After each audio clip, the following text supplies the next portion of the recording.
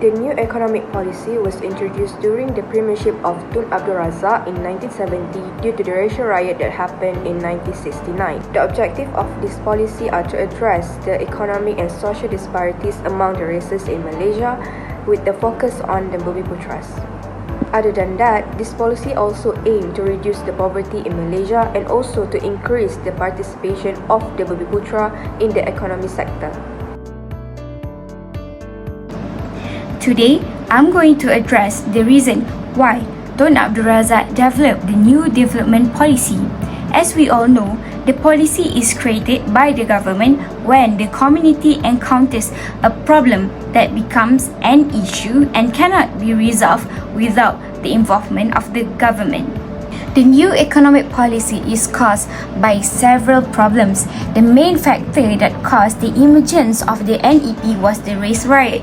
Racial riot in Malaysia are known as the May 13 tragedy. In May 1969, Malaysia was struggling with significant ethnic and political tension. Malaysia is known for its multiracial and multi-religious population, with Malays, Chinese and Indians being the largest ethnic group. Political and economic differences among these communities, coupled with issues related to race and religion, have created an unstable environment. The trigger of the tragedy was the general election held in Malaysia in 1969. The election result led to protests and allegation of election fraud. This tension culminated in riots and widespread violence in the street of Kuala Lumpur and other parts as well. The violence mainly pitted the majority Malay population against the ethnic Chinese community, resulting in many deaths and widespread destruction. The government declared a state of emergency and the army was deployed to restore order. The aftermath of the tragedy saw significant political and policy changes aimed at addressing the underlying racial and ethnic tensions in Malaysia. These changes included the implementation of the new economic policy in 1971, which aimed to reduce economic disparities among different ethnic groups and increase opportunities for the Bumiputra. The second issue that led to the formulation of the new economic policy was the disparity in levels of poverty and income that existed between different racial groups. Since Malaysia gained its independence in 1957, the country's economic growth has been guided by the forces of the market until the end of the 1960s. As a direct consequence of this, Malaysia was able to attain a high rate of economic development. However, the country still suffers from a significant economic imbalance. This indicates the wealth is not being distributed fairly, despite the fact that the economy is growing at a rapid rate. But there are still many people who live in poverty, the majority of whom are Bumiputras, who are employed as farmers and reside in rural regions, despite acknowledging that the Chinese and other races predominate in the commercial, industrial, and corporate sectors. The next problem is the rivalry for education opportunity between Bumiputra and non-Bumiputra. The government also has been looking at the education system, which is one of the factors that can contribute to an unhealthy environment in the multi-ethnic community that exists in this country.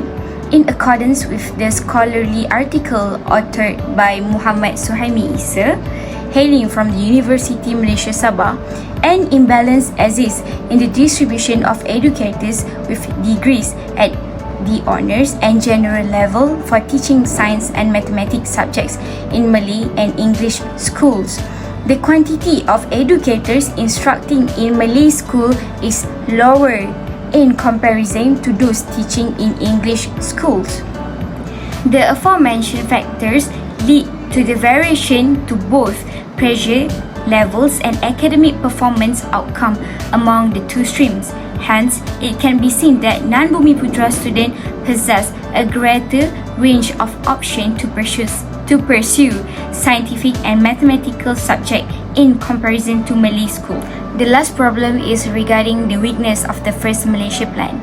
The primary objective of the First Malaysia Plan is to foster economic development and implement vast changes. The Formation Plan has shown deficiency in its strategic approach since it continues the pattern or system that was prevalent throughout the era of colonization. One of the notable problems of the First Malaysia Plan is attributed to an insufficient emphasis in prioritizing rural development. The plan placed a high emphasis on the promotion of industry and urban growth, often resulting in the neglect or loss of rural and agricultural sectors. As a result, a divergence emerged between urban and rural regions, worsening wealth disparities and disregarding the requirement of the rural populace.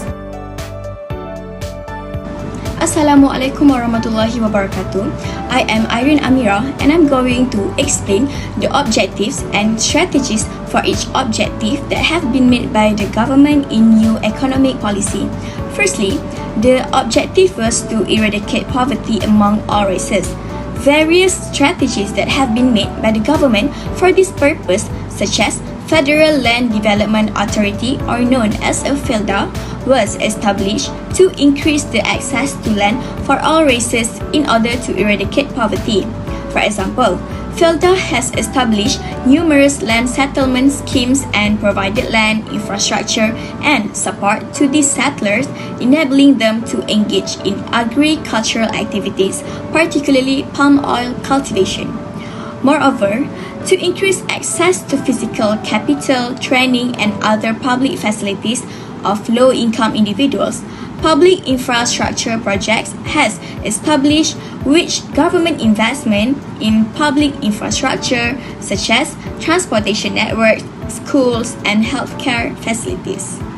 Furthermore, Unit Trust of Malaysia Permodalan Nasional Berhad or PNB aim to ensure that the poor are provided with the sufficient opportunities to participate in and benefit from the process of economic growth.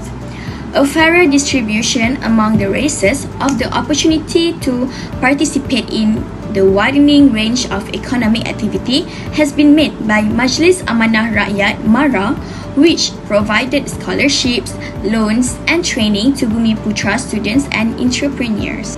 Secondly, to encourage more Bumiputra to engage in government projects and provide generous credit assistance.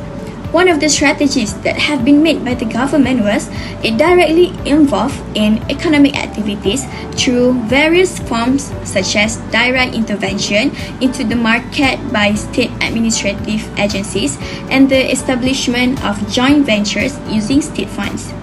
The next strategy was a state intervention move from rural development and agriculture to the commercial and industrial sectors. Moreover, the agency that was specifically established to achieve this objective is known as Perbadanan Usahawan Nasional Berhad (PUNB), which provides generous credit assistance, training, and various forms of support to help Bumiputra individuals and businesses become more competitive and participate actively in economic activities. Thirdly, the objective was to achieve goal of restructuring equity ownership in favor of Malaysia. The implementation of systems that allow the formation of individual Malay shareholders in order to accomplish this goal. Thus, the Petroleum Development Act PDA and the Industrial Coordination Act ICA were introduced in 1974 and 1975. And two phases of this program were implemented in 1978. Perbadanan Nasional Berhad PNB and Amanah Saham Nasional Berhad ASNB were established. The government also intended to use the manufacturing license as leverage to force enterprises to reorganize themselves in accordance with NEP requirements. Nonetheless, there are three agencies were established in order to achieve this objective, namely Yayasan Pelaburan Bumiputra YPB, Permodalan Nasional Berhad (PNB) and Amanah Saham Nasional Berhad (ASNB.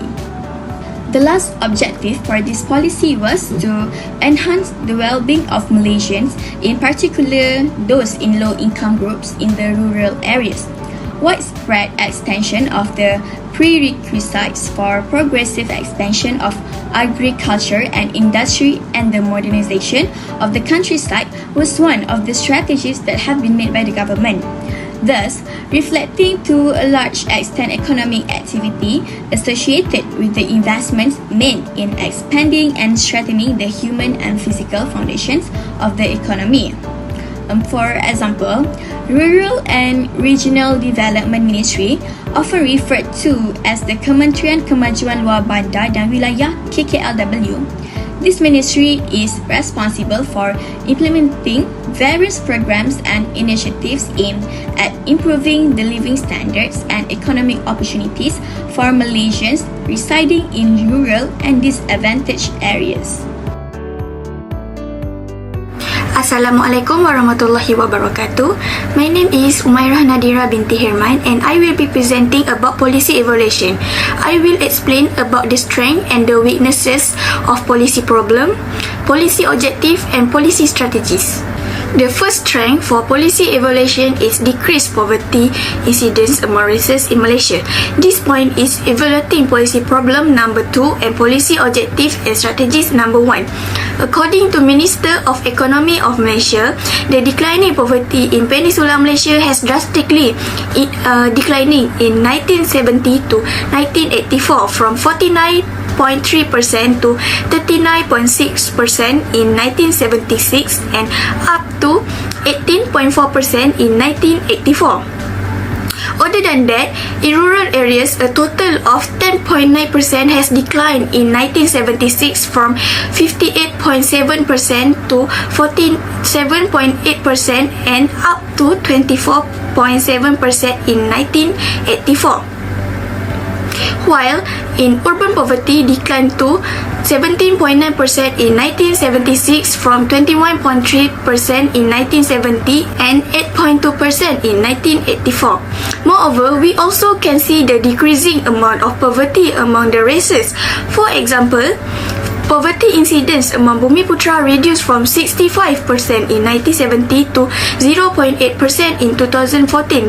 Meanwhile, Indian reduced from 39.2% in 1970 to 0.6% in 2014, and Chinese reduced from 26% of poverty in 1970 to 0.1% in 2014. For example, government has implemented agriculture program to help the rural farmers to improve their life, such as they establish Felda and Felkra.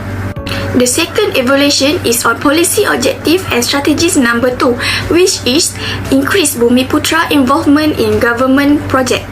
This clearly show that government has established the SME Corporation Malaysia under the Ministry of Entrepreneur Development and Cooperative to implement the small and medium enterprise SME. The SME program is to assist Bumiputra entrepreneurs to enhance their skill in businesses, technology, management, research and development and marketing to compete with non-Bumiputra in terms of business. In 2008, Bank Negara Malaysia acted as the council coordinator or secretariat, particularly in helping the establishment of stronger policy formulation, monitoring and assessment for SME development.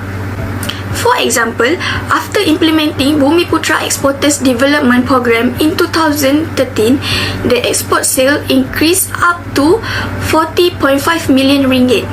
This clearly showed that Bank Negara Malaysia has successfully assist Bumiputra in terms of financial. The third evaluation is on policy objective and strategies number 3, which is Malays and Bumiputra equity ownership in oil and gas company. The first oil and gas company that was founded by Malays was Petronas. According to Petroleum Development Act 1974, Petronas is vested with the entire ownership and the executive rights, powers, liberties and privilege of exploring and exploiting in respect of petroleum resources, whether onshore or offshore of Malaysia.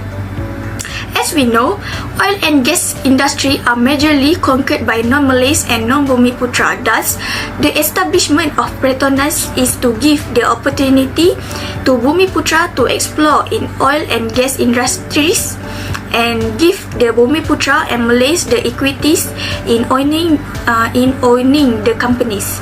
For example, according to Bursa Malaysia, the largest ownership equity of Petronas is owned by Malaysia government, where they hold 63.92%, followed by Employees Provident Fund (KWSP) in 12.38%.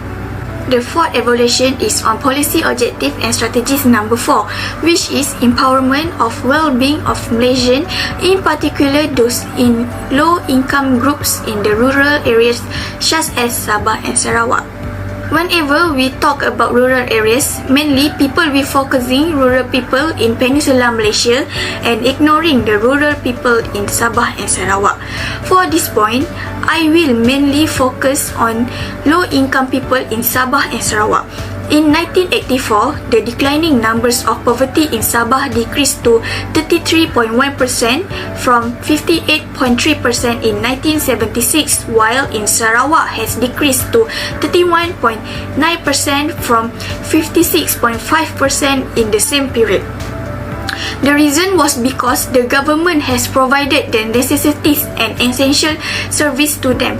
In addition, the expansion of health service and education is one of the major impact of declining poverty in Sabah and Sarawak. For example, in the rural areas, healthcare services were usually provided through mobile clinic because the big hospitals are usually in the capital city of the state. Thus, rural people can get their healthcare service through the mobile clinics because it is more accessible to them and they don't need to go to the city to get the regular health checkup. The last evaluation is on policy problem number 3, which is the dominance of Bumiputra in terms of economic and education. The Bumiputra community in terms of education dominance was not far behind with the non-Bumiputra. Because the establishment of education center that focuses on Bumiputra such as UiTM, MRSM and Yayasan Peneraju Pendidikan Bumiputra YPPB. The establishment of boarding school such as Maktab Rendah Sam Mara MRSM and University Technology Mara UiTM helps the Malays and Bumiputra to compete along with non-Malays and non-Bumiputra in education levels. Moreover, the other party has no rights to question the specialization quota of education for them when UiTM and MRSM decide to give all the education quota to Malays and Bumiputra because it was stated in Federal Constitution Article 153. Other than that, in terms of economic dominance, there are a lot of Bumiputra-based companies such as GLC and Amanah Saham Berhad (ASB). GLC are function as controlling the shareholder and ensure the development of Malaysia economic growth. According to Bursa Malaysia, the capital market that GLC companies has made are around 455 billion ringgit and up to 25% in Bursa Malaysia market share through the implementation of the GLC transformation program from 2004 until 2014. The first weaknesses for policy evaluation is policy problem number 1, which is racial integration. Since Malaysia culturally multicultural population, which is consists of Malays, Chinese, Indians and several ethnic groups, racial integration and education disparities is a continuous issue in Malaysia. This can be seen in the education system where it still has a vernacular school, which is a school that divided by races. As we know, the vernacular school was established before Malaysia independence and it gave a negative impact towards Malaysia unity and racial integration after Malaysia independence. According to Kuala Lumpur High Court, there are more than 1,800 vernacular schools in Malaysia. However, it was not infringed the Article 152 of Federal Constitution. For example, in Malaysia, there are two types of vernacular school, which is Sekolah Jenis Kebangsaan Cina (SJKC) and Sekolah Jenis Kebangsaan Tamil (SJKT). The second weaknesses evaluation is also on policy problem number 1, which is political disturbance. 13 May 1969 threatened Malaysia political security because it has disrupted Malaysia's system of parliamentary democracy. The incident was happened due to the election conflicts was occurred when the result of Malaysia general election in 1969 was out. The dispute began when the United Malays National Organisation (UMNO) was leading the ruling Alliance Party and announced their victory. Thus, the opposition parties, especially Gerakan and Democratic Action Party (DAP), claimed that the election was rigged. Due to this tragedy, it had damaged the Malaysian national unity, national security, and religious harmony. The last evaluation is on policy problem number 4, which is Malaysia First Plan has its own weaknesses. First Malaysia Plan is an early national development plan that has established by the government in 1966 until 1970. Even though it was successful, but it also has the weaknesses because it was the first national development plan that was created by the government to help Malaysians to get out of the cocoon of poverty. Thus, it has its own flaws even though it was successful. The flaws on First Malaysia Plan was an excessive reliance on primarily commodities in the economics. In the 1957, Malaysia growth and development still rely on rubber and tin export, but in 1960 to 1970, the decreasing price of rubber price has affected Malaysia economy and it makes the First Malaysia Plan has its own weaknesses. My name is Anis Afrina binti Nasaruddin. Now, I am going to present about the policy recommendation under the weaknesses of racial integration. Government can form Majlis Gerakan Rakyat, which is Mageran, to revive the peaceful and unity of races in our country. Mageran served as a caretaker administration, attempting to re-establish the rule of law and guide the country towards national reconciliation.